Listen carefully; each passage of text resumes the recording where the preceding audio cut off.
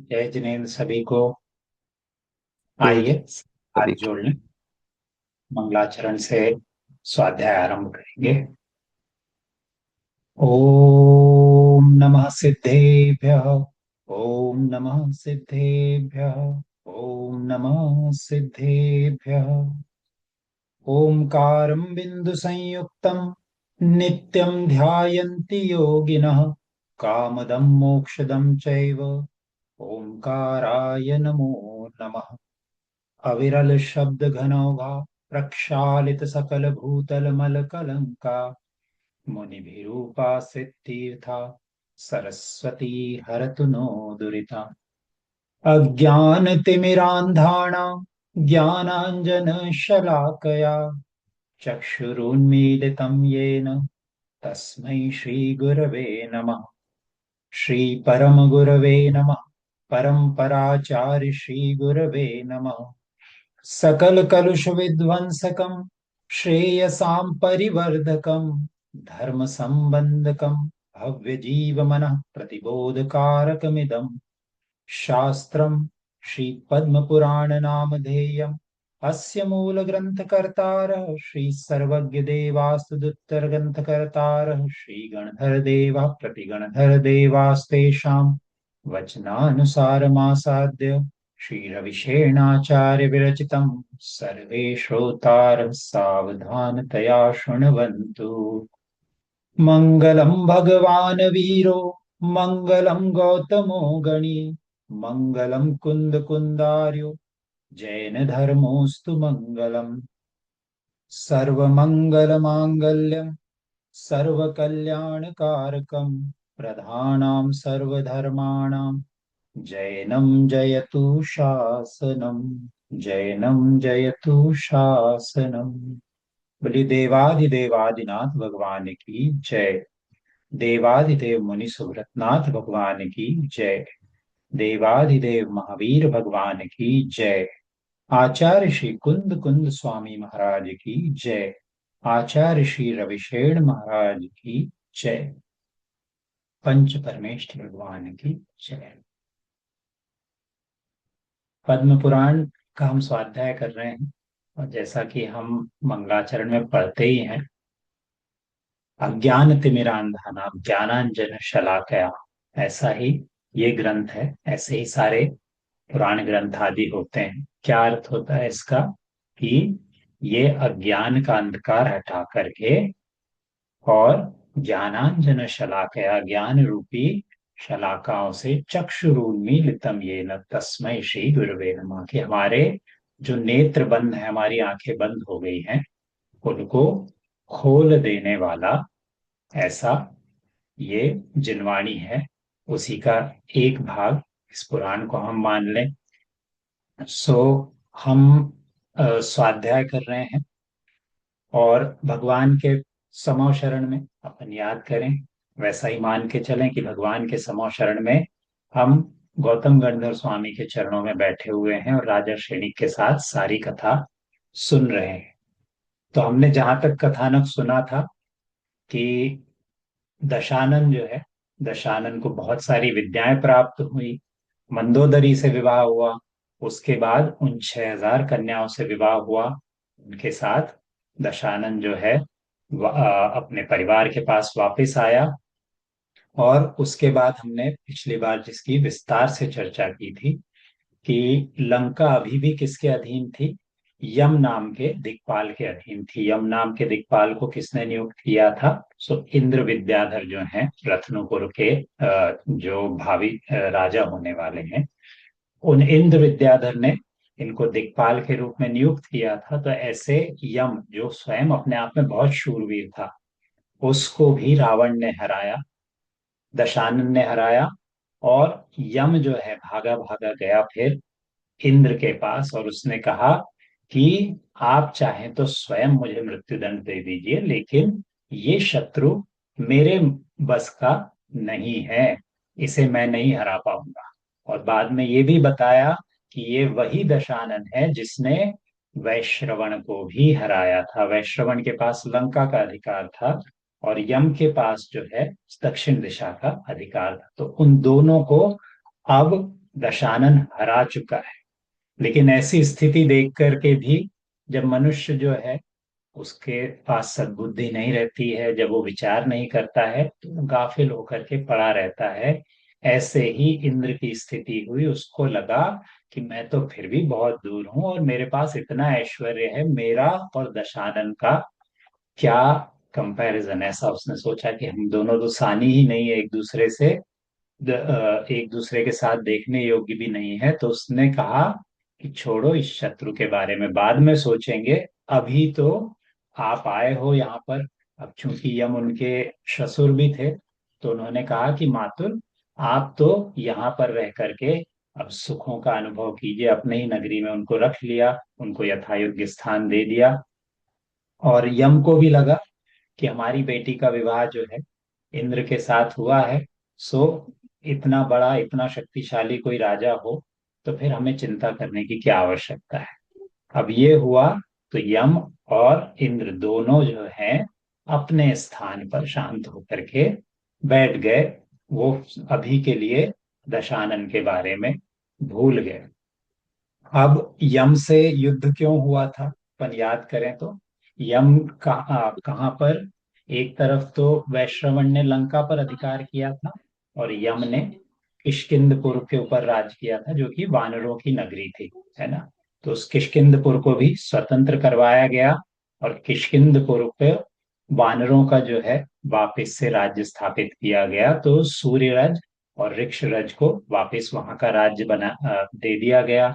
ये भी हमने किया था। और फिर वो दोनों जब नगरी में स्थापित हो गए, उसके बाद चर्चा आती है कि उनके भी अपने अपने पुत्र हुए। उन पुत्रों का नाम क्या है? सो बाली और सुग्रीव। यहां से आज की चर्चा अपन आगे बढ़ाते हैं कि सूर्यरज ने जो है, सूर्यरज को बाली नाम का पुत्र हुआ। और बाली कैसे थे स्वभाव में? परोपकारी थे, शील व्रत से युक्त थे, विद्वान थे, इसके अतिरिक्त सम्यक दृष्टि भी थे, महाबलशाली थे, राजनीति के जानकार थे। और उनके उनकी शक्ति का यदि अपने को प्रमाण लगाना है तो कहते हैं कि इतनी शक्ति थी बाली में कि जम्बू द्वीप की क्षण भर में 3 प्रदक्षिणा दे करके अपने किष्किंध नगर में वापस आ जाते थे। यानी ये एक प्रकार की उनकी शक्ति का आभास हमको दिया गया। उसके अतिरिक्त और भी बहुत सी विद्याएं उनके पास थी, रही होंगी, बड़े विद्याधर थे। सो अब ये हुए बाली। और फिर उनके छोटे भाई सुग्रीव का जन्म हुआ। सुग्रीव भी जो है धीरवीर थे, नीतिज्ञ थे, और रूप सौंदर्य उनका भी बहुत अच्छा था। सो बाली और सुग्रीव दोनों ही भाई जो है पुर के या किष्किंध नगर के राजकुमार हुए। दोनों राजपाट का कार्य अधिकतर संभालने लगे। उनके पिता भी थे। अब तीसरी संतान जो हुई, उनकी बहन श्री प्रभा। उनकी बहन हुई श्री प्रभा नाम की। अब ये तो हुआ सूर्यरज का परिवार। उनके छोटे भाई थे ऋक्षरज। उनको मिला था किशकु प्रमोद नाम का, किशकुपुर नाम का जो नगर था दूसरा, वहां का राज। अब वहां पर ऋक्षरज की भी रानी थी हरिकांता नाम की। उनसे 2 पुत्र हुए, नल और नील, है ना। तो नल नील ये भी अपने को पता है कि इम्पोर्टेंट कैरेक्टर्स हैं, आगे जाके इनका भी विशेष रोल रहेगा। सो नल और नील का वहां जन्म हुआ। अब ये सारे पुत्र आदि हो गए, सारे युवा हुए, सारे राज्य संभालने लगे। तो जब सूर्यरज ने देखा कि पुत्र अब सब कुछ करने में समर्थ हैं, कुल की परंपरा बढ़ा सकते हैं, राजपाट संभाल सकते हैं, तो अब उनके मन में आया कि पंचेंद्रियों के विषयों को त्याग दिया जाए। तो उन्होंने क्या किया? बाली को बनाया राजा, उसको राज्य दे दिया, और सुग्रीव को युवराज बना दिया। ऐसे फिर सूर्यरज जी जो है वो गए और पिहित मोह नाम के मुनिराज थे, उनके शिष्य बन गए और जा करके जिन मार्ग में लग गए, यानी कि तप करने लगे। अब बाली जो है और बड़े हुए, तो बाली की एक पत्नी हुई ध्रुवा नाम की। अब ये बाली के पास राज्य स्थापित हो गया है। इसी बीच में एक और घटनाक्रम होता है क्या घटनाक्रम होता है इसका भी पिछले बार अपन ने संक्षेप में वर्णन किया था कि एक और पात्र है खरदूषण। ये मेघप्रभ के पुत्र थे। सो खरदूषण जो थे ये भी महाबलवान विद्याधर थे, राक्षस वंशी थे। अब खरदूषण जो है इनको बहुत सारी विद्याएं प्राप्त हुई थी, और इनके पास कहते हैं कि इनकी दृष्टि रहती थी दशानन की बहन चंद्रनखा के ऊपर। चंद्रनखा इनको बहुत प्रिय थी। अब सीधी बात तो इनको लगता था कि दशानन हमसे बात करके कभी ये संबंध बनाने नहीं देंगे, हमारे को अपनी बहन नहीं देंगे। तो वो चंद्रनखा का अपहरण करना चाहते थे, लेकिन ऐसी स्थिति बने कहाँ। दशानन के सामने जाकर के ऐसा दुस्साहस करने का तो सोच नहीं सकते थे। दशानन का अपन ने देखा ही अभी तक भी पराक्रम, आगे भी देखेंगे। अब फिर भी एक दिन ऐसी स्थिति बनी, दशानन जो है स्वयं राजा प्रवर की बेटी राजकुमारी तनुदरी, उसका अपहरण करने के लिए गया हुआ था। अब ये क्यों अपहरण करने के लिए गया हुआ था, तो अपन यदि पहले सारी घटनाएं देखें तो एक तरह से अपन देख सकते हैं कि दशानन का राज्य विस्तार का जो पहले अनकॉमन नहीं थी, राज्य विस्तार करना है आपको, अपना साम्राज्य बढ़ाना है, तो राजाओं की कन्याओं से विवाह कर लिया या उनसे संबंध बना लिए। सो वो भी अपने मित्र हो गए, जिससे संबंध होगा उससे तो मैत्री जनरली हो ही जाती है। तो इस तरह से अपन अपना एम्पायर जो है उसको कहें स्ट्रॉन्ग करते जाते थे। तो ऐसा ही मान लेते हैं कि उस कारण से ही उन्होंने तनुद्री का अपहरण करने के लिए गए थे वो।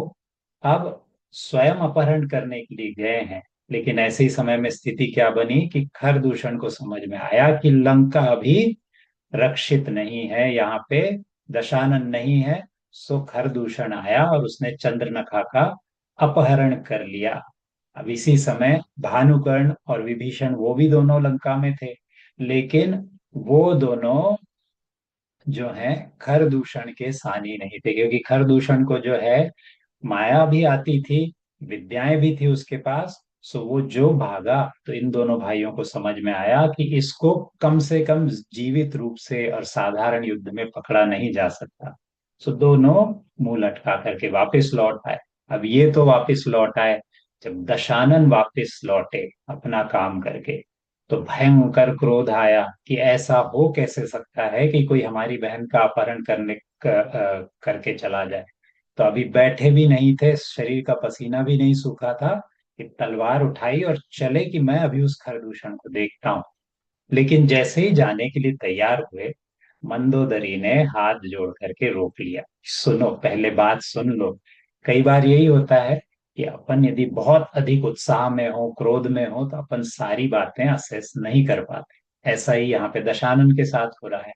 तो उनको मंदोदरी ने वहां पर रोका और कहा कि बात सुनिए। सो मंदोदरी ने क्या समझाया उनको कि पहली बात तो खरदूषण के पास 14,000 विद्यार्थियों की सेना है, जो पीछे हटने वाले नहीं है, यानी वो भी एक से एक योद्धा है, 14,000 उनके पास। इसके अलावा खरदूषण को स्वयं हजारों विद्याएं सिद्ध हुई हैं। तो आप हजारों विद्याओं के स्वामी हैं, तो वो भी कोई पीछे नहीं है।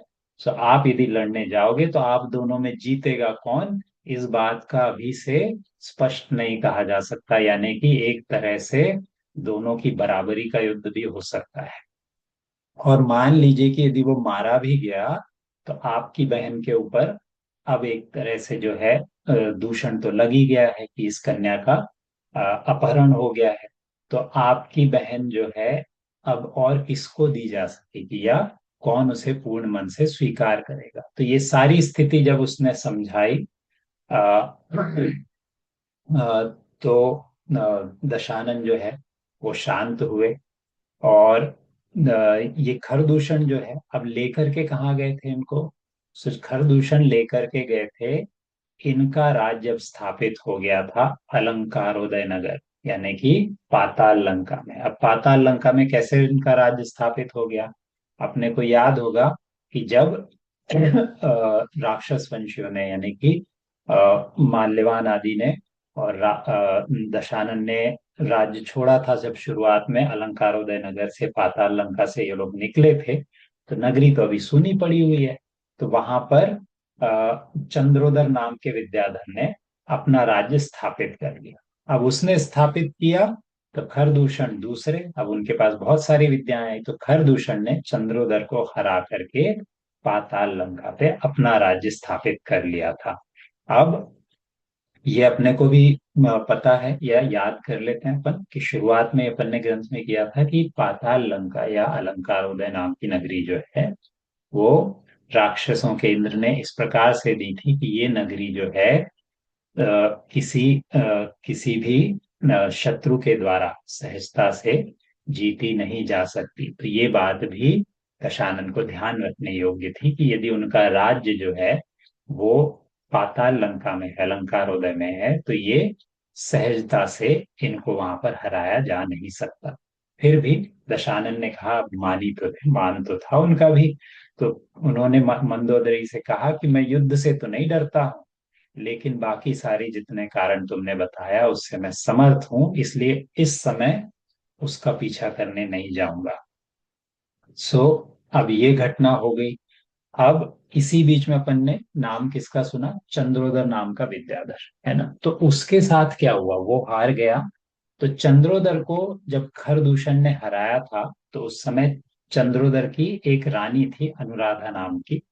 और अनुराधा जो है, जिस समय चंद्रोदर हारे खरदूषण से, उस समय वो गर्भवती थी, है ना। उनकी उनके गर्भ में एक संतान थी। अब उनके पति तो हार गए। सो वो बेचारी जिधर उधर भटकती फिरती थी, उसको किसी ने शरण नहीं दी। अब किसी ने शरण नहीं दी, तो वो जंगलों में इधर उधर भटकने लगी। भटकती भटकती मणिकांत नाम के एक पर्वत पर पहुंची। वहां पर अब गर्भवती थी, समय आने पर उन्होंने एक बड़े सुंदर से पुत्र को जन्म दिया और उसका पालन पोषण उसी वन में करने लगी। अब चूंकि जब वो गर्भ में ही था, उसी समय उस पुत्र को उसको विराधित कर दिया गया। उस पुत्र को कहें या उसकी माँ को कहे, दोनों को ही कहें, विराधित कर दिया गया था। इसलिए उस पुत्र का नाम ही माँ ने विराधित रख दिया। अब देखो, कई बार ऐसी विशेष स्थिति बनती है, चाहे तो माँ कोई अच्छा नाम सोच सकती थी, लेकिन उसका नाम रख दिया विराधित। अब जैसा कि उसका नाम था, वैसा ही उस विराधित का पृथ्वी पर कोई भी आदर नहीं करता था, लोग उसका अनादर ही करते थे। और इस समय अकेला व्यक्ति शत्रु से बदला लेने में, उस शत्रु को हराने में समर्थ तो था नहीं। इसलिए अपने मन में उसने बस वैर धारण कर लिया था कि हमारी ये स्थिति खरदूषण के कारण हुई है, उनके कारण हुई है। और बस ये वैर धारण करके चुपचाप इधर उधर देशों में घूमता रहता था। कभी कुलाचलों पे चले गए, कभी इस वन में चले गए, कहीं पर देवों का आगमन हुआ है आदि, ऐसे अतिशय के स्थानों में घूमते रहते थे। तो इस विराधित नाम के पात्र को अपन ध्यान में रख लें एक तरफ, और फिर कथा में आगे बढ़ते हैं। इनका बात आगे आएगी यहाँ पे, क्योंकि कथानक में आ गए थे इसलिए अपन ने उनकी बात करी। अब वापस चलते हैं लंका नगरी। सो लंका नगरी में क्या है, दशानन का राज्य स्थापित हो गया है, फिर से वो सिंहासन पर बैठ गए हैं, राक्षस वंशियों का राज्य पुनः स्थापित हो गया है लंका नगरी में। और दशानन के पास अनेक विद्याएं हैं। उनकी आज्ञा, अपने आज्ञा से चलाते हुए वो अपना राज्य बहुत अच्छे से चला रहे थे। लेकिन पैरेलली क्या हो रहा था कि इधर बाली जो है वो भी महाबलशाली। अपन ने देखा ही था कि जम्बू द्वीप के ही 3 प्रदक्षिणाएं क्षण भर में करके लौट आते थे अपने नगर में, यानी किस किस प्रकार की उनके पास विद्याएं होंगी। सो अब ऐसे बाली, जब अपने पास शक्ति आती है तो अपन क्या करते हैं, सोचते हैं अब अपन मन मर्जी करेंगे। सो ऐसे ही बाली जो है उनकी आज्ञा का अतिक्रम करने लगा कि हमें पता है हमें अपना राज्य कैसे चलाना है। सो बाली जैसे उनको ठीक लगता था वैसे अपना राज्य चलाते थे। अब बाली चूंकि अपने मन मर्जी से राज्य चलाने लगे, तो ये बात धीरे से दशानन के कानों में पड़ी, और उन्होंने तुरंत वहां पर दूत भेजा। अब दूत क्या कहते हैं, दूत ने जाकर के बाली को कहा कि पहली बात तो सुनो, दशानन के बराबर इस भरत क्षेत्र में कोई नहीं है, कोई उनका सानी नहीं है इस जगह। उसके बाद महाप्रतापी, महाबलवान, महातेजस्वी, लक्ष्मी संपन्न, नीति निपुण, महासाधन संपन्न, उग्रदंड देने वाले, महान अभ्युदय से युक्त और शत्रुओं का मान मर्दन करने वाले, ऐसे हमारे स्वामी दशानन हैं। वो तुम्हें आज्ञा देते हैं, शब्द क्या चूज किए हैं कि तुम्हें आज्ञा देते हैं, है ना। बात ये नहीं कि तुम्हारे पास संदेश भेजा है, आज्ञा देते हैं सीधी सीधी की क्या, कि पहले तो हमने यम से तुम्हारे पिता सूर्यरज को बचाया था और बचा करके किष्किंधपुर के राजपद पर स्थापित किया था, और तुम उस उपकार को भूल गए, उल्टा काम करते हो। ऐसा करना ठीक नहीं है। तुम सुनो, क्या सुनो। अब देखो, एक तरफ पहले तो धमकी दे दी, कठोर शब्द प्रयोग कर लिया, अब उसके बाद थोड़ा सा पुचकार भी रहे हैं कि कोई बात नहीं, मैं तुम्हें तुम्हारे पिता के जैसा, या मानो कि उनसे भी अधिक प्यार करता हूं। अभी भी सुखपूर्वक रहना है तो आकर के मुझे प्रणाम करो, मेरी अधीनता स्वीकार करो, या अपनी बहन श्री प्रभा को मेरे लिए प्रदान करो, उसका मुझसे संबंध कर दो। और मेरे से संबंध करोगे तो वैसे भी तुम्हें सारे सुख संपदाएं वैसे ही प्राप्त हो जाने लगे। अब ये सारा तो कह दिया, लेकिन बाली दशानन को नमस्कार करने वाले थे, उन्होंने बात टाल दी। तो अब जब वहीं पर हाव भाव से समझ में आ गया उस दूत को, तो उसके बाद का भी मैसेज उनके पास तैयार था। जब उनको समझ में आ गया कि ये तो झुकने वाले नहीं हैं, तो उन्होंने कहा कि देखो, आगे महाराज ये कहलाते हैं कि या तो हाथ जोड़ लो, या हाथों में शस्त्र ग्रहण करने के लिए तैयार हो जाओ, मस्तक झुका लो और मुकुट पहने रहो, या फिर युद्ध का टोपा पहनने के लिए तैयार हो जाओ। क्षमा मांग करके दोनों हाथों की अंजलियां बांध लो, या आ, या फिर हाथों में बेड़ियां पहनने के लिए तैयार हो जाओ। इस तरह से सारी बातें उस दूत ने कही। अब दूत कह रहा है ये सारी बातें, अपन देखें ये इस दूत की बात कहें या इसके पहले की भी, बड़ा कठिन काम होता है बेचारे। कहते वो हैं जो स्वामी ने कहलाया, लेकिन कठिन काम होता है, यानी कितना दक्ष व्यक्ति लगता होगा ये सारा काम करने में। खैर, अब दूत ने जब अपनी बात कह ली, तो बाली का क्रोध या बाली की बात तो एक तरफ, सबसे पहले उनके व्याघ्र विलंबी नाम के एक सेनापति उठे और वो ही बड़े क्रोधित हो गए। वो व्याघ्र विलंबी नाम के सेनापति कहने लगे कि पराक्रम और गुणों में जिनका अभ्युदय सारी पृथ्वी में प्रसिद्ध है, ऐसे बाली राजा के बारे में क्या तुम्हारे राक्षसों ने सुना नहीं है? और ना सुना हो तो अब सुन लो। ऐसा लगता है कि तुम्हारे महाराज भूतों से आक्रांत हैं, भूतों के बस में हैं, इसलिए अपनी तारीफें हाँकना बंद करो। अब ये कह रहा था, और कहते कहते क्रोध से उस सेनापति ने अपनी तलवार निकाल ली कि अभी इस दूत को मारता हूं। अब दूत को मारने के लिए जैसे ही उसने शस्त्र निकाला, तो बाली ने उसको शांत कराया कि इस दूत को मारने में क्या लाभ है, ये तो सिर्फ अपने स्वामी की बात कर रहा है, जो करना है वो दशानन का ही करना चाहिए। हो सकता है दशानन की आयु अब ज्यादा बची नहीं है, इसलिए ऐसे वचन कह करके उसने दूत भेजा है। अब ये सारी बात हो गई। दूत ने जो कुछ सुना था उस सभा में वापिस आकर के दशानन को सुनाया। दशानन को जब ये सारी बातें सुनाई दी, अभी अभी बड़े बड़े युद्ध जीत करके आए हैं दशानन, कहाँ मानने वाले थे। तो दशानन ने भी तुरंत जो है युद्ध का शंखनाद किया, सारी सेना को तैयार किया और पहुंच गए किष्किंधपुर की ओर। किष्किंधपुर की ओर पहुंचे बड़ी भारी सेना लेकर के। शत्रु सेना का कल कल शब्द हो रहा था। ये सुना कि बाली ने भी कहा कि ठीक है, युद्ध होता है, राजा है, राजा का कार्य ही होता है कि यदि कोई चुनौती दे तो आगे आकर के उसका सामना करें, अपने प्रजा की रक्षा करें। तो बाली ने भी महल से निकल करके युद्ध करने का मन बना लिया। अभी बाली एक क्षण को क्रोधित हुए हैं कि उसी समय उनके जो मंत्री हैं उन्होंने आकर के, नीति निपुण जो मंत्री थे, उन्होंने आकर के एक क्षण को उनको समझाया कि हे भगवान, हे महाराज, शांत हो जाइए, अकारण युद्ध होने से बचा लीजिए, क्षमा कीजिए। युद्ध के प्रेमी अनेकों राजा अनायास ही क्षय को प्राप्त हो चुके हैं।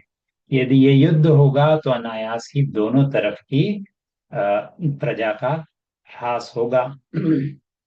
अब, और फिर उन्होंने दोनों तरफ के योद्धाओं की बात कही कि आपके यहाँ भी ये बड़े बड़े योद्धा हैं, वहां के भी बड़े योद्धा हैं, यदि इनमें भिड़ंत हुई तो कोई भी दोनों तरफ खर्च होगा, लेकिन किसकी जीत होगी, और जीत होगी भी तो क्या वो यथार्थ है। सो अब ये मंत्रियों की बात सुनी। सो बाली ने कहा कि सुनो, अपनी प्रशंसा करना अच्छी बात नहीं है, लेकिन तुम्हें वास्तविकता बता देता हूँ। सो अब यहाँ पर देखिए कि बाली का, इसको अपन कॉन्फिडेंस कह लें, ओवर कॉन्फिडेंस कह लें, या मान कह लें, सारी बातें एक साथ अपन इसमें समझ सकते हैं। इसमें कुछ वास्तविकता भी है। तो बाली क्या कहते हैं कि अपनी प्रशंसा करना ठीक नहीं है, लेकिन आप लोगों को बता दूं कि मैं सेना सहित दशानन को अपने बाएं हाथ की हथेली में पकड़ करके चूर्ण कर सकता हूँ, भींच सकता हूँ। इतना सामर्थ्य मुझ में है कि एक हाथ में। तो एक तरफ रावण को अपन याद करें, जब उनकी मां रो रही थी कि हमें कब राज्य प्राप्त होगा लंका का, तो उन्होंने यही कहा था कि सारे विद्याधर एक तरफ और मेरी एक भुजा एक तरफ, एक भुजा से सारे विद्याधरों को संभाल लूंगा। ऐसा ही कुछ बाली कह रहे हैं कि अपने बाएं भुजा से, बाएं भुजा के सिर्फ मुट्ठी में इन सबको भींच सकता हूं। लेकिन और जिनको अपना जीवन प्रिय है, से सारे इन प्राणियों को मार करके सुख नाम को धारण करने वाले से दुख ही प्राप्त होगा। उससे क्या लाभ है ऐसा राज्य सुख प्राप्त करके मुझे।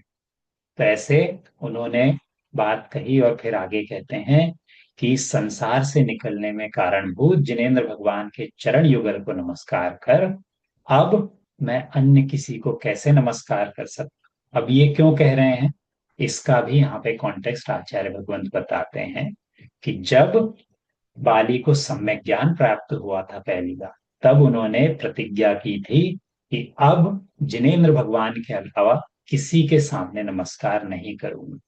सो रावण कहता है कि मेरे समक्ष सर झुकाओ। सो वो तो हो नहीं सकता, क्योंकि मैं सिर्फ जिनेंद्र भगवान जिन धर्म के आगे अपने मस्तक को झुकाऊंगा। सो मैं अपनी प्रतिज्ञा का भंग नहीं करना चाहता हूं, और ना ही प्राणियों की हिंसा।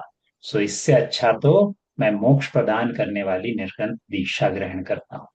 यानी शक्ति हो और उसके बाद भी कोई ऐसा विचार करे, यानी यहाँ पे खोटी बात नहीं है। सामर्थ्य तो था बाली में, नहीं तो क्या है, कोई कायर व्यक्ति भी ऐसी बात कह सकता है। बाली के बारे में अपने को पता है कि सामर्थ्य पूरा था, लेकिन उसके बाद भी ऐसी बात कह देना कि इस पर तो धिक्कार है, और ना किसी शत्रु के सामने मैं झुक सकता हूँ, इससे अच्छा मैं निर्ग्रंथ दीक्षा धारण कर सकता हूँ। सो अपनी प्रतिज्ञा को सुरक्षित रखने के लिए उन्होंने छोटे भाई सुग्रीव को बुलाया, और बुला करके कहा कि हे बालक, तू अब इस राज्य पर प्रतिष्ठित हो, और अब जो करना है सो तेरी मर्जी, तेरी इच्छा।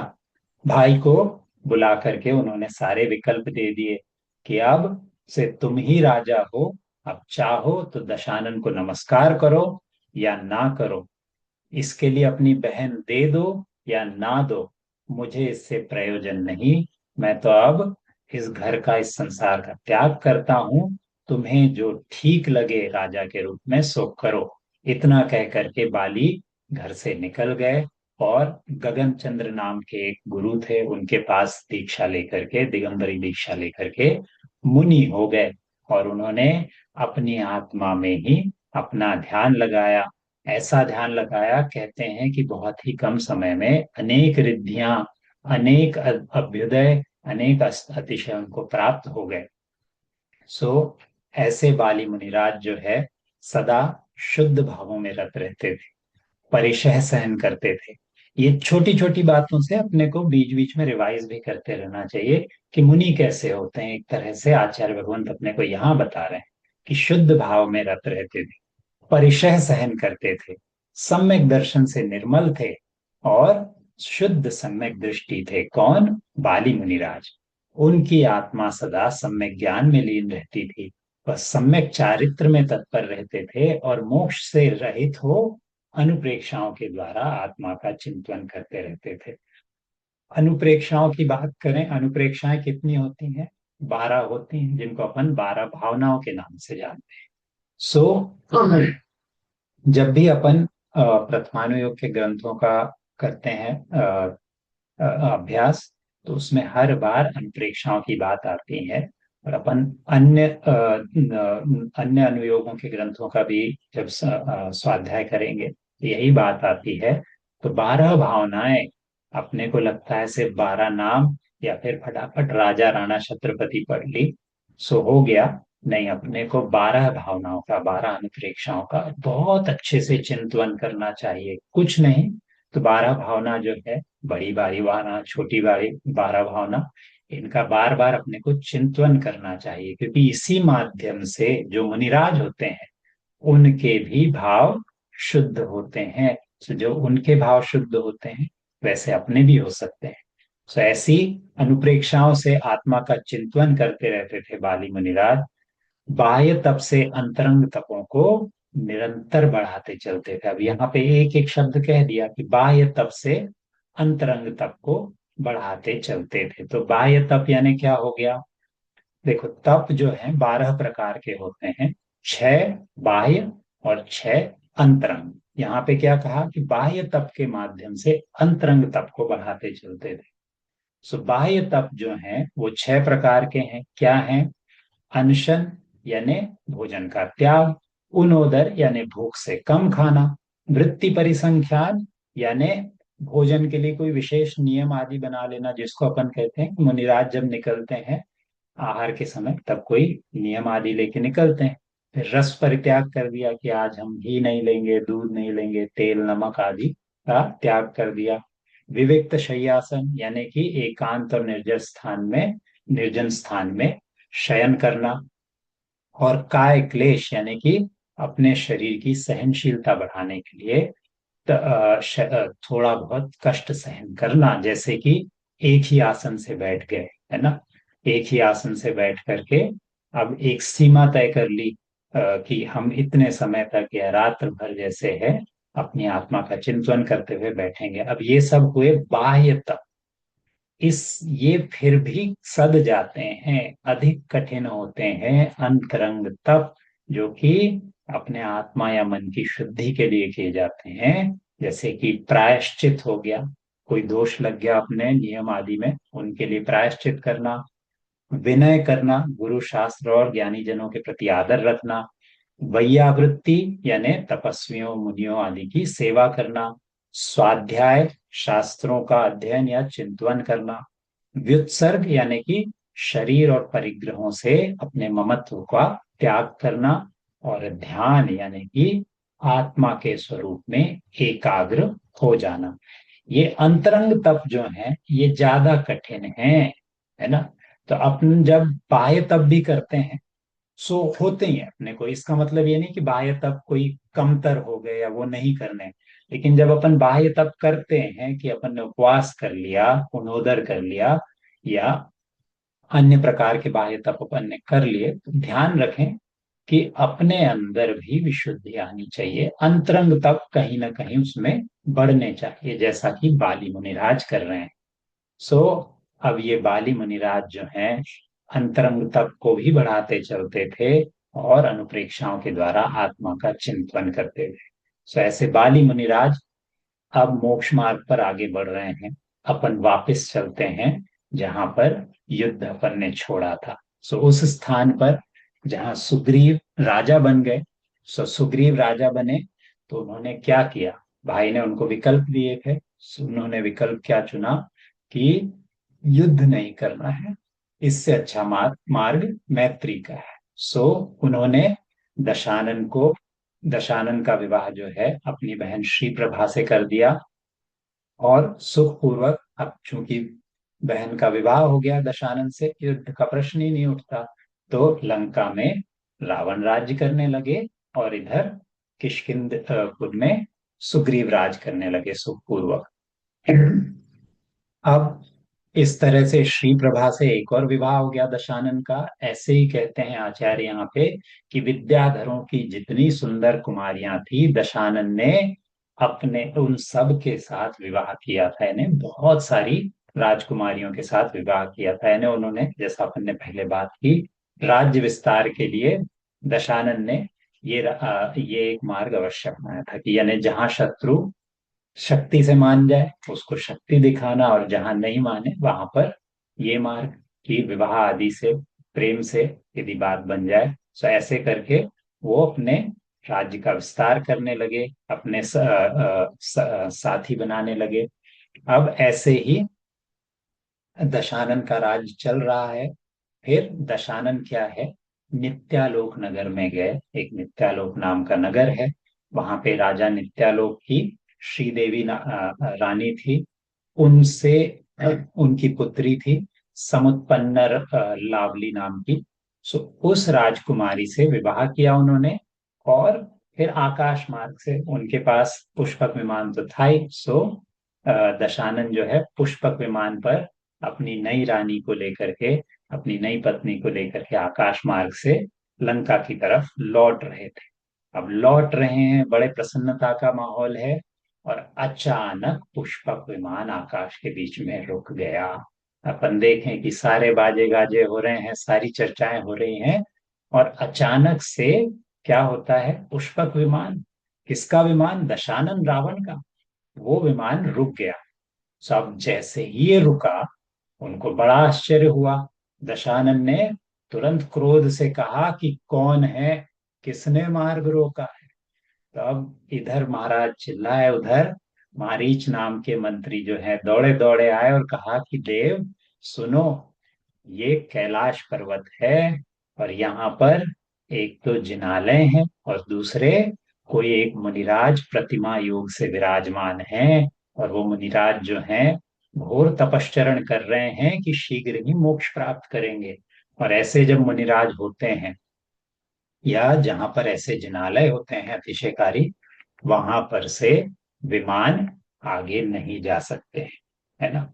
ये अपन ग्रंथ के शुरुआत की बात भी याद करें, अपने को थोड़ा रिवाइज भी करते चलना चाहिए। ग्रंथ के शुरुआत में ही अपन ने देखा था कि जब धर्मेंद्र ने पहली बार विद्याधरों के राजा से विद्याएं छीनी थी, तो उस समय जब उनको विद्याएं वापस दे रहे थे, तब कहा था कि यदि किसी जिन मंदिर की या मुनि आदि की आराधना करोगे, सो विद्याएं काम में नहीं आएंगी। सो ऐसा ही कुछ यहाँ पर होता हुआ दिख रहा है कि नीचे एक तो जिन मंदिर है, और एक मुनिराज प्रतिमा योग से विराजमान है। सो विमान रुक गया है। तो अब उन मारीच नाम के मंत्री ने और आगे समझाया कि महाराज, यदि ज्यादा प्रयास करके या फिर हठात यहाँ से विमान को ले जाने की कोशिश करेंगे, तो विमान खंड खंड हो जाएगा, चूर चूर हो जाएगा। इसलिए इस विमान को यहाँ से हटा करके ले जाना ही उचित है। अब मंत्री ने समस्या भी बता दी, और उसका हल भी बता दिया, सोल्यूशन भी बता दिया कि कैसे ले जाना है। लेकिन दशानन तो दशानन ठहरे, हम कैसे हट जाएंगे। सो दशानन ने फिर कहा कि ये तो हो नहीं सकता, हम क्यों मार्ग बदले, है ना। तो उन्होंने कैलाश पर्वत की तरफ देखा। कैलाश पर्वत बड़ा सुंदर, वहां पे अनेक जिनालय हैं, कई प्रकार के झरने हैं, सफेद सफेद वहां पर बर्फ फैल रही है, कई प्रकार के प्राणी हैं। अब दशानन ने ऐसा पर्वत देखा और सोचा कि चलो एक बार को उन महामुनि के दर्शन ही कर लेते हैं, देखते हैं कौन मुनि है। सो उतरे कैलाश पर्वत पर, उन महामुनि के दर्शन किए। वो महामुनि जो हैं ध्यान रूपी समुद्र में निमग्न थे, और उनका तेज ऐसा फैल रहा है जैसे भगवान का भामंडल ही फैला हुआ है। अब ऐसे वो मुनिराज खड़े हैं, और ऐसा आतापन योग लगा हुआ, ऐसे निश्चल बैठे हैं, बिल्कुल हिलडुल नहीं रहे हैं। तो कहीं कहीं पर ऐसा संशय होता था कि ये जीवित भी हैं या नहीं, या मानो कोई पुतला ही बैठा हुआ है। ऐसा वो आश्चर्यकारी ध्यान लगा करके मुनिराज बैठे थे। अब यहां तक तो बड़ा अच्छा लगा, लेकिन अगले ही क्षण जब ध्यान से देखा तो दशानन को समझ में आया कि ये तो बाली है। अब देखा कि बाली है तो तुरंत पुराने बैर का स्मरण हुआ है कि यही वो शत्रु है जिससे मैं युद्ध करने गया था और युद्ध का स्थान छोड़ करके चला गया था ये। अब जब पुराना बैर याद आया, तुरंत क्रोधाग्नि प्रज्वलित हो गई। बड़े क्रोधित हुए दशानन, और दशानन ने भ्रकुटी बांध करके निर्भयता के साथ उस मुनिराज से ही कहने लगे, अभी एक क्षण पहले अच्छे भाव थे कि ये क्या मुनिराज हैं, कैसा ध्यान लग रहा है, और अभी तुरंत क्रोध आ गया और कहने लगे कि वाह, बड़ा अच्छा तब प्रारंभ किया है कि अब भी अभिमान से मेरा विमान रोक रहे हो। धर्म कहाँ और क्रोध कहाँ, कैसे दुर्बुद्धि हो, व्यर्थ ही श्रम कर रहे हो। अमृत और विष को एक करना चाहते हो कि एक तरफ तपस्या करते हो और एक तरफ अभिमान से मेरा विमान रोक रहे हो। यानी उनके मन में ये चला कि इन्हीं मुनिराज ने कोई मायाचारी करी है। सो इसलिए इस उद्धत अहंकार को आज ही नष्ट कर कर दिए देता हूँ। तो जिस कैलाश पर्वत पर तू बैठा है उसे उखाड़ कर ही तुम्हारे साथ अभी समुद्र में फेंक देता हूँ। अब ऐसा, अब सोचिए क्या दुर्धर कार्य, क्या प्रतिज्ञा दशानन की कि कैलाश पर्वत को ही उखाड़ कर फेंक देता हूं। सो अब ये बात कही और सारी विद्याओं को उसी समय उन्होंने ध्यान किया, सारी विद्याओं को उसी समय बुला लिया दशानन ने, और आकर के उन विद्याओं ने उन्हें घेर लिया। अब दशानन ने इंद्र के समान महाभयंकर रूप बनाया और अपने आप का विकराल स्वरूप बनाया, बहुत बड़ा अपना स्वरूप बनाया, और पाप कर्म करने में अब उनका मन जम ही गया था। सो क्या किया, दशानन जो है पृथ्वी को भेद करके पाताल में प्रविष्ट हुए और उन्होंने अपनी भुजाओं से कैलाश पर्वत को उठाना प्रारंभ किया, सारी शक्ति लगा दी। आखिरकार कैलाश पर्वत भी अपने स्थान से चंचल होने लगा, हिलने लगा। अब सोचिए क्या शक्ति रही होगी, परंतु क्या ऐसा कार्य उचित है? सो क्या हुआ होगा? सो वहां पर सारे जो प्राणी थे वो इधर उधर भागने लगे, सारे प्राणी चिल्लाने लगे। कहते हैं कि जो वहां पर स्थान बन गया था, कैलाश पर्वत तो हट गया, जो गड्ढा बना है वहां पर क्या हुआ, वहां पर समुद्र का जल आकर के सारा भर गया, समुद्र शांत हो गया, सारी ओर कोलाहल मच गया। पाताल से लगातार निकलने वाले दशानन के अट्टहास से सारा आकाश मानो फट पड़ा। इस दशानन की स्थिति क्या थी कि सारा पर्वत उठा ही ले रहा है। अब ऐसा भी कोई पराक्रम करे, और कैसा पराक्रम है ये, पाप रूपी पराक्रम है, मान रूपी पराक्रम है। सो दशानन अट्टहास भी कर रहा है। अब ये बात बाली मुनिराज के अवधि ज्ञान में आई। उन्होंने अवधि ज्ञान से देखा कि ये दशानन नाम का राक्षस से यहाँ पे आया है, और ये देखो ये क्या कार्य कर रहा है। सो उनको तो कुछ कुछ पीड़ा हुई नहीं थी, स्वयं बाली मुनिराज को उन्हीं भी नहीं थी, वो तो आत्मा में लीन थे, उनको शरीर में होता जो होना था। सो वो अपने जैसे पहले निश्चल रूप से शरीर से खड़े थे, सो खड़े ही रहे। लेकिन उनके मन में एक बात आई कि इस कैलाश पर्वत पर चक्रवर्ती भरत ने अनेक स्वर्णमयी रत्नमयी मंदिर, जिन मंदिर बनवाए थे, और सुर असुर हर दिन में पूजा करते हैं, और इस पर्वत के विचलित हो जाने से कहीं किसी मंदिर को क्षति ना पहुंचे, कोई मंदिर नष्ट ना हो जाए। सो ऐसा विचार आते ही, अभी शुक्ल ध्यान में ही थे लगभग, कि बाली मुनिराज ने क्या कहा कि इस कार्य को रोकता हूं, और कैसे। सो उन्हें ज्यादा प्रयास करना नहीं पड़ा, सिर्फ अपने पैर का अंगूठा उन्होंने पृथ्वी पर दबा दिया। उस कैलाश पर्वत पर खड़े थे, उसी पर सिर्फ अपने पैर का अंगूठा दबा दिया। उस अंगूठे के दबाते ही इतना भुजाबल जिसका दशानन का कि कैलाश पर्वत उठा ले रहा था, लेकिन अब अचानक से सिर्फ उस अंगूठे का दबाव पड़ते ही दशानन व्याकुल हो गया, उसका मुकुट टूट कर गिर गया और नंगे सिर पर सारे पर्वत का भार आ पड़ा। नीचे धंसते हुई पृथ्वी पर उसने अपने घुटने टेक दिए, उसके शरीर पसीना पसीना हो गया, और जो विकराल स्वरूप अभी बनाया था दशानन ने, तुरंत सिकुड़ गया। एक कछुए के समान छोटा सा दिखने लगा दशानन। अब इतना जिस पर भार पड़ रहा है बाली मुनिराज के सिर्फ अंगूठे के कारण, सो सारा प्रयत्न अभी भी कर रहा था कि कैसे भी मैं इस पर्वत को उठाकर रखूं, और चिल्ला रहा था, रो रहा था, जोर जोर से सारा प्रयत्न करते हुए। तो कहते हैं कि जब ये सारा उसका उसके चिल्लाने का स्वर सभी जगह गुंजायमान हुआ, रोने का स्वर सभी जगह गुंजायमान हुआ, इसी कारण से अचानक उसका नाम क्या प्रचलित हो गया? रावण। सो इस घटना के बाद कि जो रावण यानी कि शब्द कर रहा है, चीख रहा है, रो रहा है, ऐसे रावण का जो गर्जना कर रहा है, रो रहा है, ऐसे घटना के कारण उसका नाम इसके बाद रावण हो गया। तो अभी तक हम उसको दशानन कहते थे, इस घटना के बाद से उसका एक नाम रावण भी हो गया। अब रावण यहाँ पर चिल्ला रहा है, उनकी सारी स्त्रियां जो हैं वहां पर विमान में उपस्थित थी, उन्होंने आज तक कभी देखा नहीं था रावण को ऐसी स्थिति में।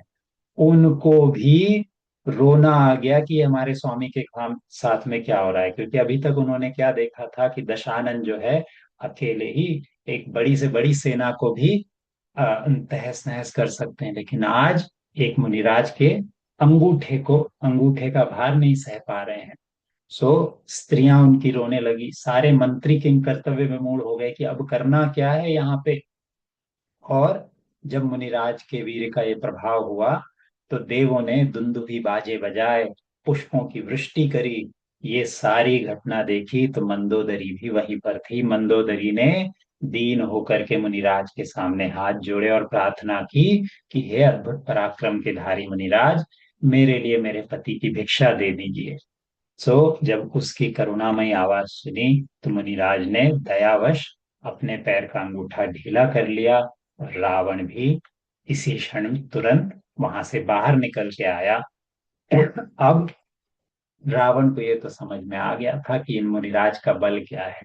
यदि किसी को शंका है कि बाली युद्ध के मैदान से भाग गए थे, तो इस घटना से अपन देख लें कि उनका पराक्रम कैसा था। तो ऐसा ही जान करके रावण आया, उन्होंने मुनिराज को प्रणाम किया, बार बार क्षमा मांगी, और उनकी स्तुति करने लगा कि हे पूज्य, आपने जो प्रतिज्ञा की थी कि जिनेंद्र भगवान को छोड़ करके किसी के अन्य के सामने नमस्कार नहीं करूंगा, ये उसी सामर्थ्य का फल है। हे भगवान, आपके तप का महाफल निश्चय से संपन्न है, इसीलिए तो आप तीन लोगों को अन्यथा करने में समर्थ हैं। यानी कि क्या, जो मुनिराज कहें या फिर यहाँ पे भक्तिवश कह रहे हैं, अन्यथा जहाँ पे अरिहंत भगवान आदि की चर्चा आती है, तो ऐसा सामर्थ्य है कि तीन लोगों को चाहे तो चल विचल कर दें, हिला डालें, लेकिन करते नहीं है दयावश।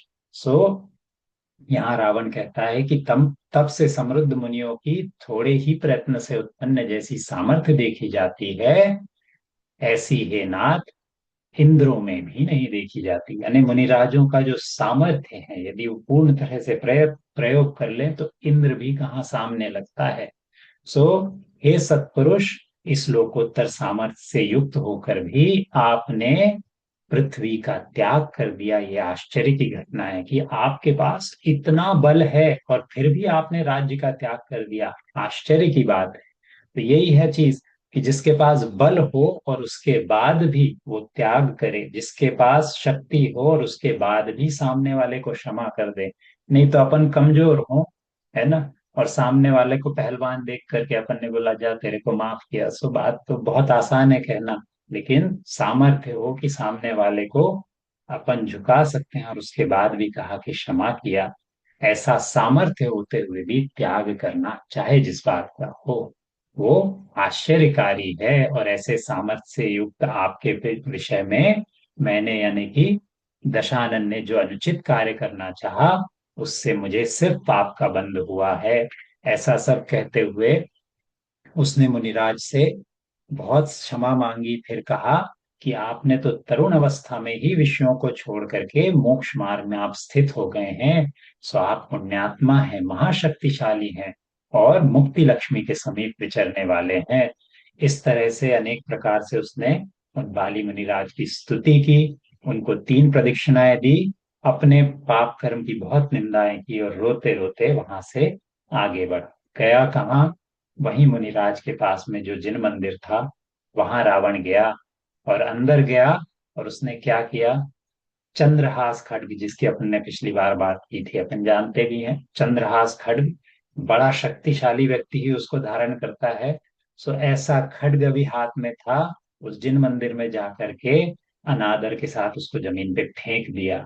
और अब क्या कर रहे हैं कि इस सब शक्ति में क्या रखा है, क्योंकि अभी सामर्थ्य देखा था मुनिराज ने।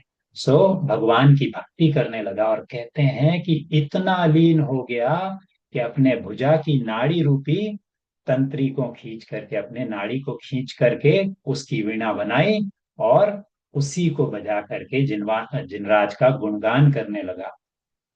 यहाँ जो स्तुति दी है, बेसिकली उसका बहुत शॉर्ट में कहें तो पंच परमेष्ठियों के लिए उनके महात्म्य का वर्णन है, 24 तीर्थंकरों का ध्यान है। उसका जो वास्तविक टेक्स्ट है संस्कृत वाला, वो अपन पोस्ट करेंगे ग्रुप में। अच्छी लगती है स्तुति संस्कृत में, यहाँ तो बड़े सरल रूप में हिंदी में अपने को कहा है। अपन ग्रुप में जो वास्तविक स्थिति दी है आचार्य भगवंत के शब्दों में, वो अपन पोस्ट कर देंगे, उसको पढ़िएगा आप लोग।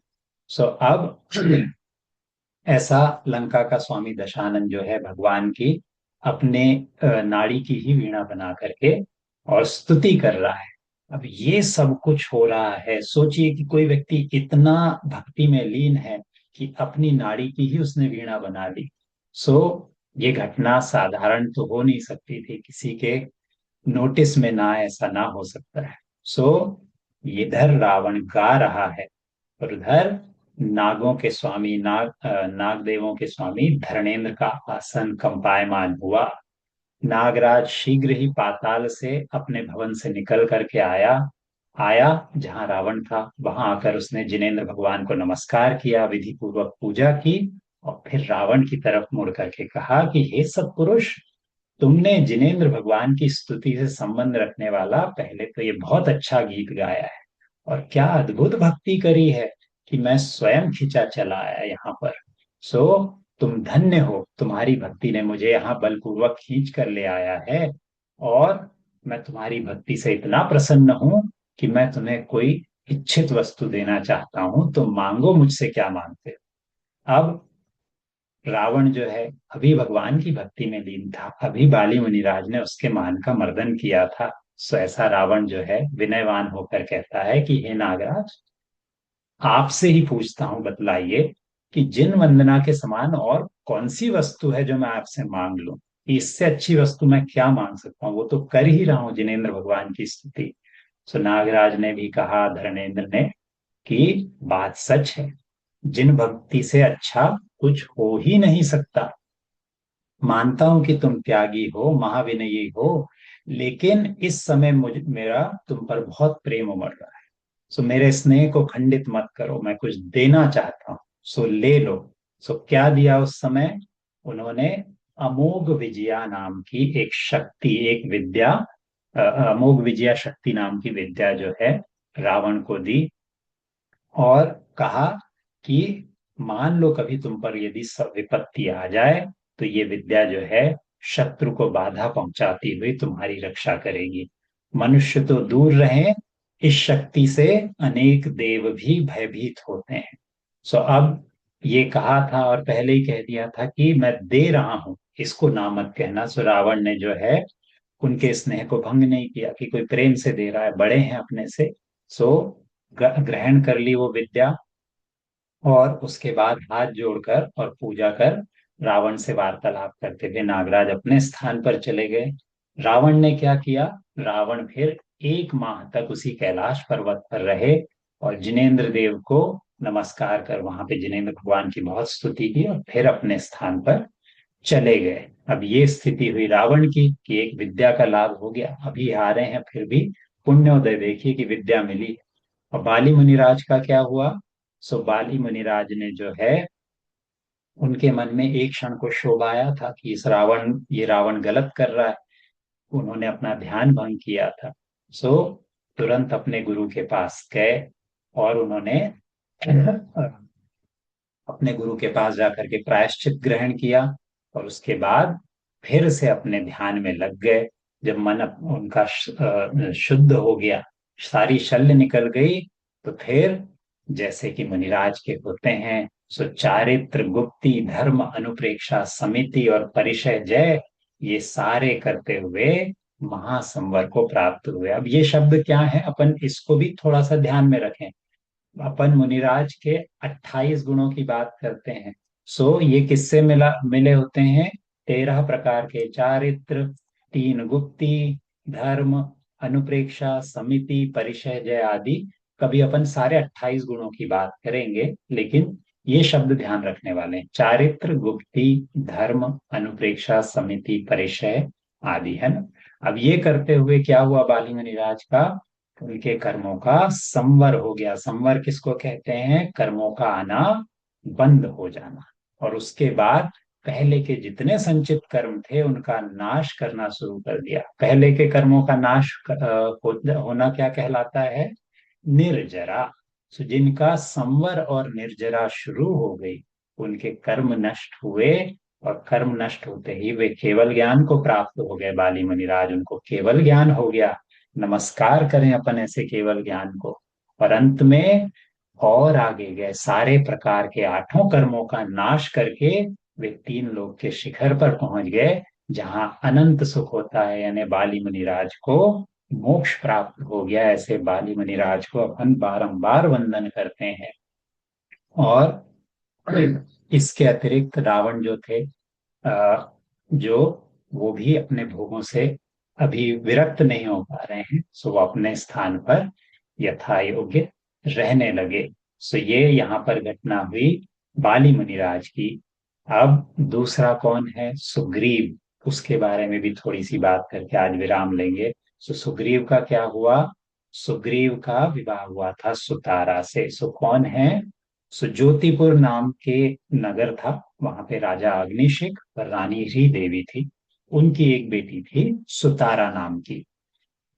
अब सुतारा नाम की वो जो कन्या थी, बड़ी सुंदर, सारी तरफ उसके गुणों की चर्चा थी। अब इसी समय एक और राजा थे, राजा चक्रांक और अनुमति नाम की उनकी रानी। तो इनसे एक विद्याधर पुत्र था साहस गति नाम का। सो साहस गति जो है, वो विचारों से, स्वभाव से दुष्ट था। अब ऐसा जो है स्वभाव से दुष्ट साहस गति इधर उधर भ्रमण कर रहा था। तो उसने ऐसे घूमते हुए एक दिन सुतारा को देखा। सुतारा सुंदर तो थी, सो उसको देख करके उसके मन में खूब काम जागा। निरंतर सुतारा के बारे में सोचता रहता था। और राजा के बेटे हैं, राजकुमार हैं, तो उन्होंने कई बार दूत भेजे सुतारा के पिता के पास कि हमको आपकी बेटी दे दो, है ना। अब इन्होंने भेजे, उधर सुग्रीव जो है, सुग्रीव के पास राज्य हो गया है। अब राज्य को आगे बढ़ाने के लिए रानी भी चाहिए। सो उन्होंने भी अपने बहुत से दूत भेजे कि जो सुंदर भी है, गुणवती है, ऐसी सुतारा से मेरा भी विवाह हो सकता है। ऐसा करके उन्होंने भी दूत भेजे। अब दोनों तरफ से दूत आ रहे हैं, एक तरफ से साहस गति, उधर सुग्रीव के। अब दोनों में से किसको दें अपनी कन्या? राजा के सामने बड़ा प्रश्न था। उनको दिखता था कि दोनों परिवार बड़े हैं, दोनों राजकुमार हैं, या आगे राजा बनेंगे, है ना। एक तो राजा है, दूसरे बनेंगे, तो किससे करें? तो आखिरकार उन्होंने एक महाज्ञानी मुनिराज से पूछा। तो महाज्ञानी मुनिचंद्र ने कहा कि देखो, साहस गति चिरकाल तक जीवित नहीं रहेगा, उसकी आयु कम है। और सुग्रीव जो है, लंबी आयु के धारक हैं और अभ्युदय के धारी हैं। आगे जाके इनका कल्याण होने वाला है। इतनी बात इशारे में कह दी। सो मुनिराज की बातों का निश्चय करके अग्निशिख राजा ने अपनी पुत्री सुतारा का सुग्रीव से विवाह कर दिया। सो सुग्रीव का विवाह हो गया अब सुतारा से। और उन दोनों के 2 पुत्र हुए। एक का नाम था अंग और दूसरे का नाम अंगद। ये एक डिफरेंस अपने को समझ में आता है, अन्यथा अपन अंगद को बाली का पुत्र जानते हैं। यहाँ पे डिफरेंस क्या आ रहा है? सुतारा और सुग्रीव के दो पुत्र थे, अंग और अंगद, है ना। अब ये तो यहाँ पे इनके पुत्र भी हो गए, लेकिन उधर साहस गति का क्या हो? साहस गति कहते हैं कि इतना निर्लज्ज था कि इधर विवाह भी हो गया कन्या का, तो भी उसकी आशा नहीं छोड़ रहा था। हमेशा सोचते रहता था कि कैसे मैं इसको अपने बाहुपाश में बांधूं, कैसे मैं इसको इसके मुख का चुंबन करूं। इस तरह के उसके मन में विचार थे। सुसाहस गति हमेशा ही सोचता था कि कैसे इसको प्राप्त कर लूं। अब इस तरह से क्या विचार आया कि चलो विद्याओं के माध्यम से ही कर लेते हैं, तो उसके मन में आया कि शेमुषी नाम की एक विद्या है, उसका स्मरण करता हूँ, उसको धारण करता हूँ। तो ये विचार बना करके साहस गति जो है, हिमवान पर्वत पर जाके उसकी एक गुफा में जाकर बैठ गए और शेमुषी विद्या का आराधन करने लगे। अब साहस गति को क्या सहज रूप से ये विद्या मिलती है, उनका फिर सुग्रीव से क्या संबंध होता है, कैसे उनका सामना होता है आदि, ये सारी चर्चा अपन अगली बार करेंगे। आज के लिए अपन मुख्य रूप से अपन ने बाली मुनिराज की कथानक सुना। सो उनके तप को नमस्कार करते हुए, सिद्ध लोक में विराजमान बाली मुनिराज को नमस्कार करते हुए आज अपन स्वाध्याय को यहीं पे विराम देते हैं। बोलिए जनवाणी माता की जय। कोई भी प्रश्न हो, चर्चा हो, विचार हो आज के बारे में, अपन उसको चर्चा करते हैं फिर। जय दिन योगेन जी। मेरी तीन छोटी जिज्ञासा हैं। जी। तो पहले मैं दो लेता हूँ, फिर अगर किसी और श्रोता की कोई प्रश्न हो तो वो ले लें, फिर तीसरी मैं ले लूंगा। श्योर। Sure sure. तो पहली तो ये कि आज शब्द आया, पहले तो आया पाताल लंका, फिर पाताल हम्म। शब्द वापस भी आया जब रावण ने जा करके कैलाश पर्वत को हम्म। उठाया। और पाताल का अपन समझते हैं कि अर्थ कोई भी जमीन के नीचे का स्थान। ऐसा मैंने बिल्कुल। ऐसा मैंने सुना शुरू से। तो ये हम्म। पाताल लंका जो नाम है, इसका नाम इसीलिए पाताल लंका है कि ये जमीन के नीचे थी क्या? बिल्कुल। ये मेन नगरी तो लंका है, जो कि ऊपर से विजिबल थी, है ना।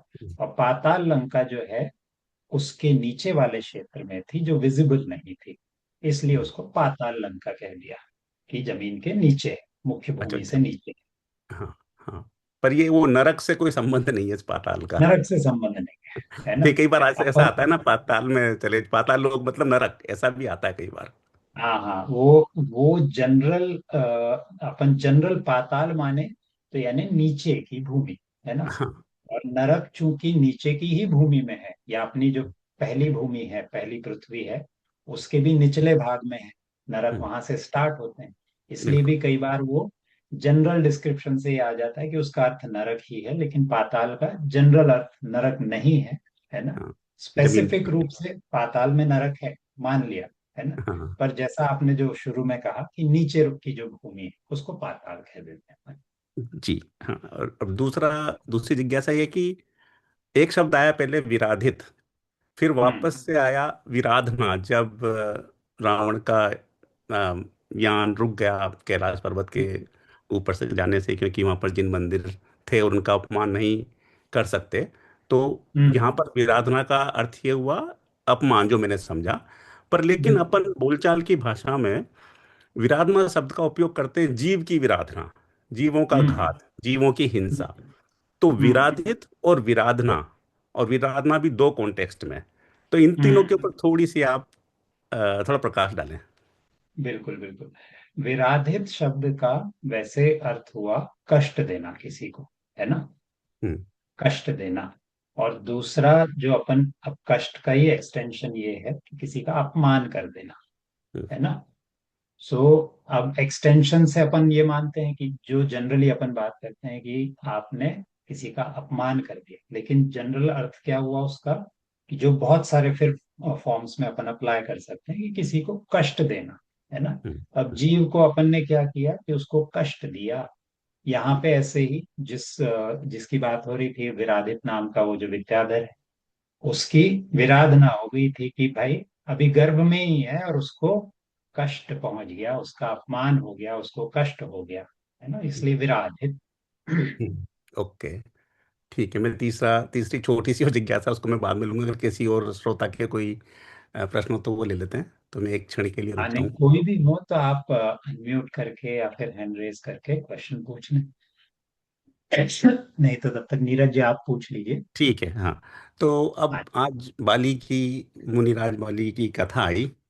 और पहली तो ये टिप्पणी है मेरी कि सामान्य रामायण में और अपनी रामायण में बाली का जो वर्णन है, वो आज समझ में आया कितना अंतर है।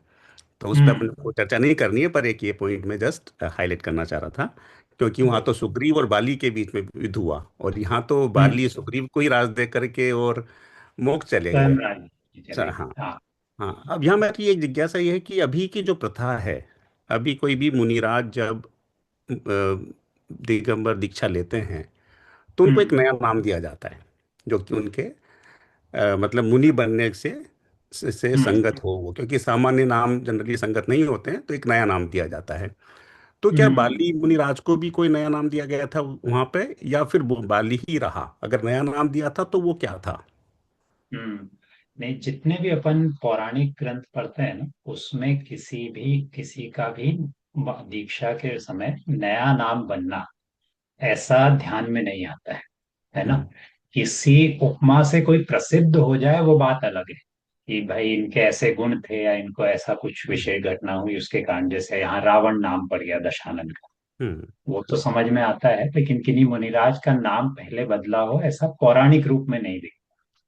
वो बात आपकी सही है कि शायद आधुनिक समय में इसलिए बात हो गई हो कि जितने भी नाम हैं वो मुनियों के यथा योग्य दिखते नहीं है। कई बार तो अपने ऐसे नाम रहते हैं, चिंकी भैया, टिंकू भैया, है ना। तो अब टिंकू मुनिराज कैसे लगेंगे?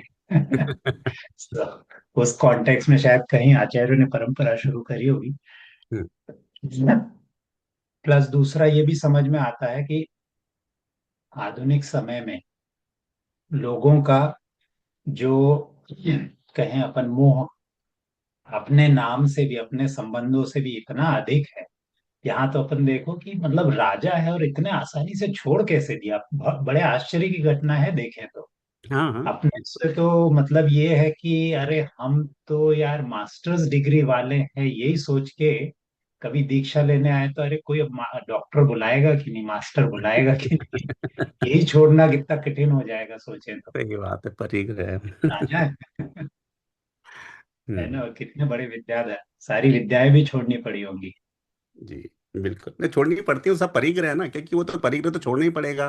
तो सांसारिक बिल्कुल। परिग्रह, क्योंकि आपकी उपाधि भी सांसारिक परिग्रह है। अगर आप वो नहीं हम्म। छोड़ेंगे तो फिर आप मुनि नहीं हैं, क्योंकि आप किसी मुनि को कभी डॉक्टर के नाम से अपन नहीं, मैंने तो नहीं सुना आज तक। तो वो रहे बिल्कुल। भी होंगे, अपने कई मुनिराज बहुत बहुत पढ़े लिखे हैं, बहुत उपाधियां उनके पास, पर मुनि बनने के बिल्कुल। बाद उन संज्ञाओं से वो खुद भी नहीं चाहते कि उन संज्ञाओं से उनको बुलाया जाए, क्योंकि उनके लिए परिग्रह हो गया ना फिर वो। हम्म। हम्म। बिल्कुल। बिल्कुल। धन्यवाद।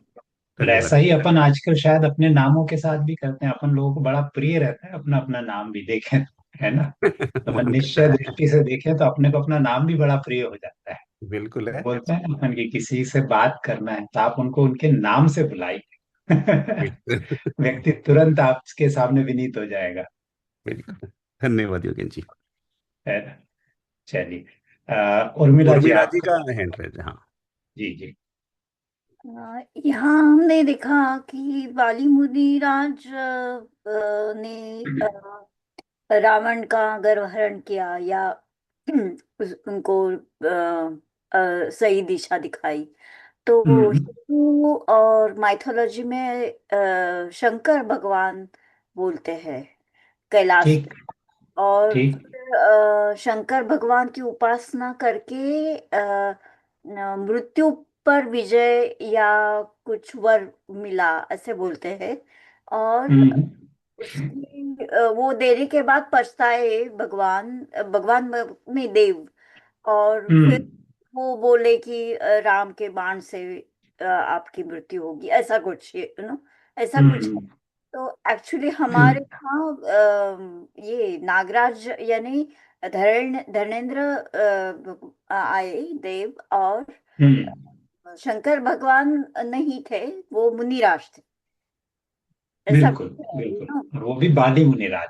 तो हाँ। ये डिफरेंसेस तो अपने को मिलेंगे, है ना, बहुत सारी घटनाओं में मिलेंगे। जैसे कि अपन ने एक डिफरेंस तो वो भी पढ़ा था कि दशानन है तो 10 सिर नहीं है वास्तव में, है ना, हाँ। वो तो उनकी। तो ऐसे डिफरेंसेस अपने को मिलेंगे और कथाओं में, है यहाँ ना। से लगता है कि वहाँ किसी ने, मैंने टीवी पे देखा था वो, जब देखा हम्म।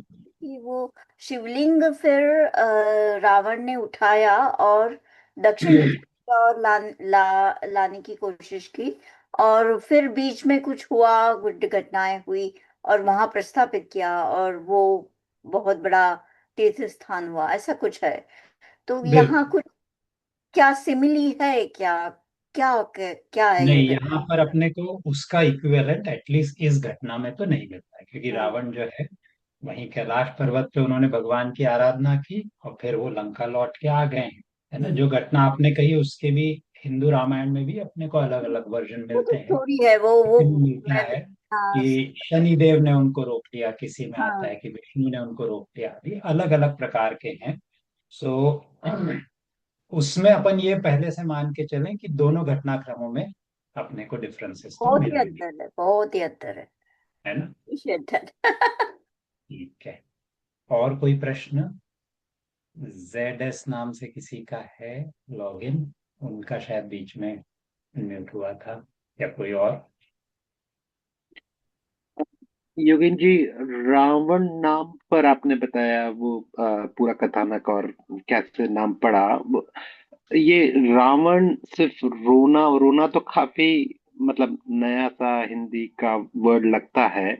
उस समय तो शायद कुछ और रुदन होता होगा या कुछ और होता होगा, तो रावण बहुत एकदम सिनोनिम सा नहीं लगता। बट ये कहीं वर्ड कहीं और भी आता है ऐसा, किसी और रवन। रवन।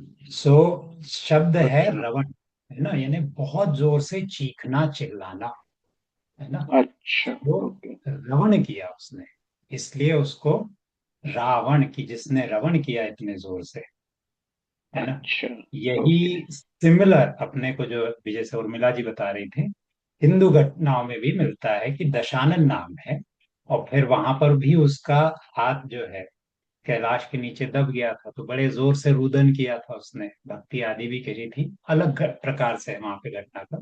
वहां पर भी ऐसी ही घटना के समय उसका नाम रावण पड़ गया। अच्छा। ओके, तो Raman is the kind of the correct. Word. Okay. Correct, यानी कि और बहुत भयंकर और भी रूप से कोई, चिल्लाना, हाँ, चीखना। और भी कोई नाम था क्या? मतलब जब जब पैदा हुए तब क्या नाम, तब मतलब या तो मैंने शायद मिस किया दशानन होगा। नाम रखा गया, दशानन वो नाम तो रखा गया। ओके, वो शायद जब वो बच्चे थे और जब उन्होंने वो उनका मुख चमका तब वो माला रखा। पहन ली थी तो बट नौ ऐसे मणियों कुछ में। बर्थ पे ऐसा कुछ नहीं रखा एकदम कि भाई वो तो जब वो घटना हुई तब Dashanan. But was Dashanan the real name as such? Dashanan was the real, okay. है ना। अच्छा। ठीक है। हाँ, धन्यवाद। है ना। योगेन जी, हाँ मैंने जी नजर नितिन में भैया। आई है। तो अभी दशानन का जिक्र आया, तो मैंने कभी शायद ऐसा कहीं पढ़ा होगा या सुना था कि दशानन उनका नाम इसलिए रखा गया क्योंकि उनमें एक तो 10, मतलब 1 into 10 times पावर थी, या उनकी इफिशियंसी थी, या कुछ उनकी नॉलेज थी। 10 हम्म। तो मुख नहीं थे उनके, बट उनकी पावर या वो जो थी इफिशियंसी या हम्म। नॉलेज, वो 10 times थी, 1:10। शायद इसलिए हम्म। उनका नाम दशानन रखा गया था ऐसा। हम्म। इस तरह की भी नहीं, कहीं कहीं कुछ बात सुनने में आई थी। वो तर्क संगत इसलिए नहीं लगता, क्योंकि अपन जिस दृष्टिकोण से भी देखें, हिंदू घटनाओं के आधार पर या फिर पद्म पुराण के आधार पर, शक्ति रूप से तो 10 गुना नहीं, कई गुना उनके पास शक्ति थी। अपन देख ही हम्म। रहे हैं कि मतलब एक एक सेना को अकेला व्यक्ति हरा दे रहा है। या हम्म। फिर विद्याओं के रूप से भी उनकी शक्ति देखें तो हजारों विद्याएं सिद्ध है जिस व्यक्ति को। हम्म। सो इन टर्म्स ऑफ मल्टीपल माने तो बहुत अधिक शक्ति थी उस व्यक्ति के पास, है ना, हम्म। दशानन के पास। मूल रूप से जो घटना समझ में आती है कि उनके 10 सिर दिखते थे, इसलिए 10 आनन, 10 जिनके पास मुख हैं, ऐसा नाम उनका पड़ गया, अच्छा, ठीक है। है ना। चलिए, और कोई प्रश्न वगैरह? चलिए, अब यहाँ से घटनाक्रम जो है ना, इंटरेस्टिंग ही बनते जाएंगे, क्योंकि अब दशानन एस्टेब्लिश हो गए हैं। धीरे धीरे हम घटना में वहां बढ़ेंगे जहां पे हम हनुमान की तरफ बढ़ेंगे। धीरे से अब अपने मूल कैरेक्टर पद्म राम की तरफ बढ़ेंगे। अपन उस तरफ बढ़ते चल रहे हैं, है ना। आपको अंदाजा देने के लिए लगभग अपने ग्रंथ का 1/3 अपन ने पूरा कर लिया है।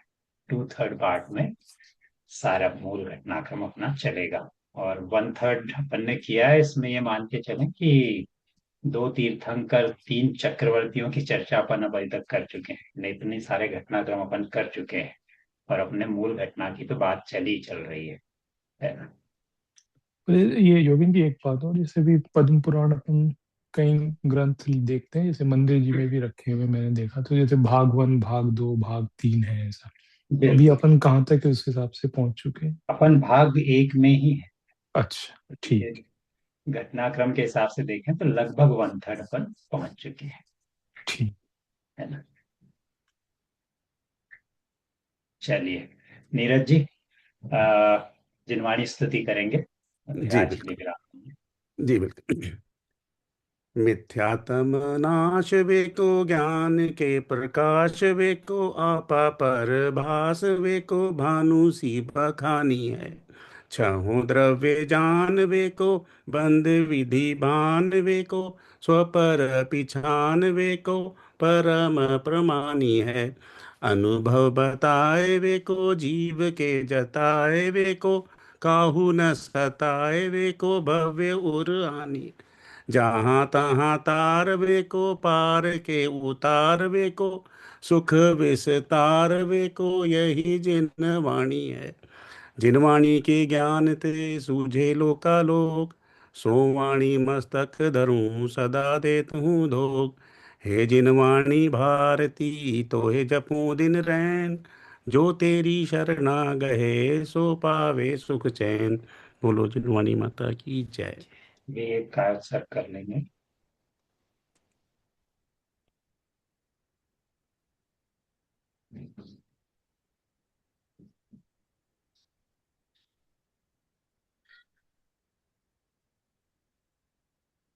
जिनवाणी माता की जय। जय जिनेन्द्र सभी को।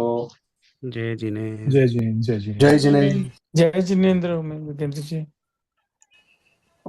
जय जिनेन्द्र सभी को।